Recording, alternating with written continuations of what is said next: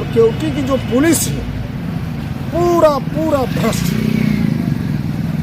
आपको लालधारी यादव नाम का एक व्यक्ति वारंट टूटा था और उसको पकड़ के थाना में ले गया। मैं पुलिस से सवाल करना चाहता हूं कि उसको सीधे क्यों नहीं जेल में भेजा।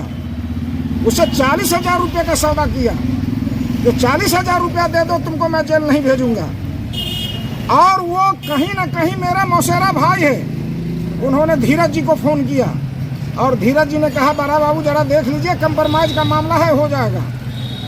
और आग बगुल्ला हो गया, उस आदमी को गाली गुप्ता किया तो कहा साले तुम नेता और एमएलए के फेरा में पड़ते हो। हमने बहुते एमएलए को देखे हैं, 40,000 रुपया नहीं दोगे तो तुमको कोई बचाएगा नहीं, तुमको जेल भेजेंगे। अंततः 40,000 रुपया नहीं दिया, उसको जेल भेजा।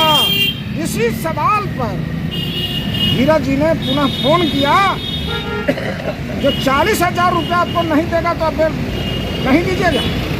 दोनों आदमी में इसी पर बहसाबाजी हुई है और वो आदमी किसी रजौली थाने में थे और वहाँ जब उनको गया है लाने तो संजोग से मैं वहाँ पहुँचा हूँ।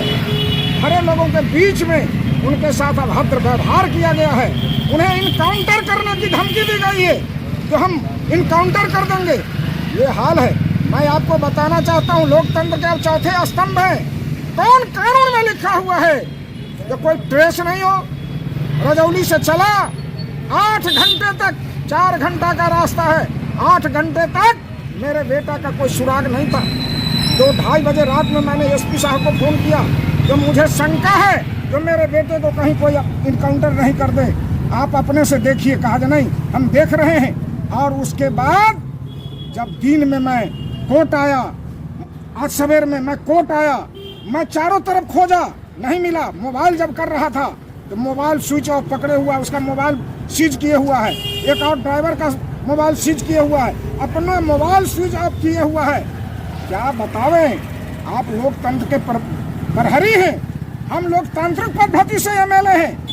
और वो आदमी, उसके बाद मैंने एसपी को फोन किया है, मैंने डीएसपी के डेरा पर गया हूँ। एसपी कहा जब मैं उनको कह दिया हूँ जो तलाशो। उसके बाद मैंने फिर डीएसपी के 3 बार डीएसपी के यहाँ गया हूँ। सिर्फ आप यह बता दीजिए डीएसपी साहब जो मेरा पुत्र कहाँ है, कहाँ रखे हुए हो। आज 8 घंटा 10 घंटा हो गए, वो कहाँ है दरभंगा में, हमको दूर से दिखा दीजिए। जब मुझ में व्याकुलता हुई है तो हमको 2 बजे का टाइम दिया है। मैं 2 बजे उनके चैम्बर में गया हूँ, नहीं हुआ है। 3 बजे का टाइम नहीं हुआ, तब 4 बजे में थाने पर बुला के और उससे हमारी भेंट हुई है। तो ये लोकतंत्र की हत्या है। लोकतंत्र में छुपाने की क्या पद्धति है। आप ओपन करिए, अपराधी हैं हमको जेल भेज दीजिए। लेकिन हमें व्याकुलता थी।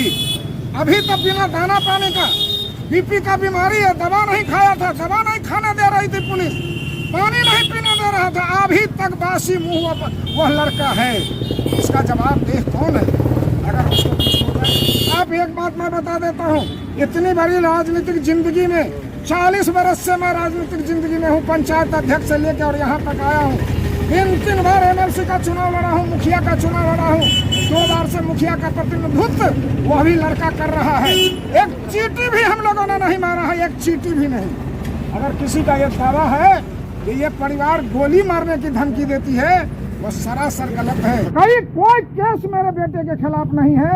ऐसा गोली चलाने का, हत्या करने का, अपहरण करने का कहीं नहीं है। टोटल सोची समझी साजिश के तहत राजनीतिक कारणों से हमें और हमारे बेटा को हमेशा फंसाया गया। बता देता हूँ, ब्लड टेस्ट में जो हमें जाने में कुछ विलम्ब हुआ है उसका कारण है जो आपने नहीं चलाया।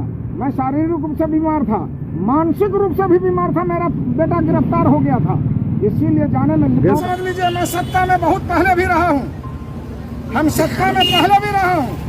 सत्ता में भी शासन और प्रशासन अगर सामाजिक मूल से हटेंगे तो हम लोग सही रास्ते पर लाने के लिए संघर्ष करें।